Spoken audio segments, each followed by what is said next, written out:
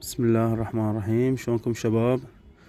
بعد معاناة ودفر تقريبا ساعة طلعنا هذا الزنجر. تشوفونه هو اللي معرقل الباب ويخلي الباب ينفتح واليد ما ترجع. هاي العلة.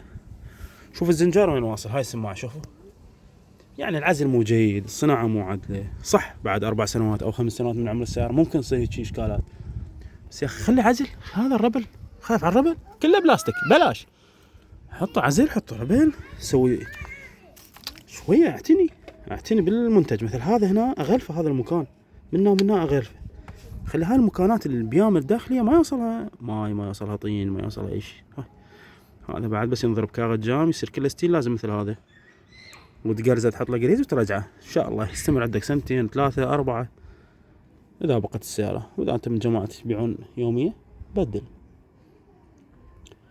بس حبينا نوهلكم لكم على عطل هاي السيارة ونشوفكم اياه، ولو ما صورت لكم كل قطع الفتح لان صراحة مزعجة. اللي ما يعرف لا يفتح.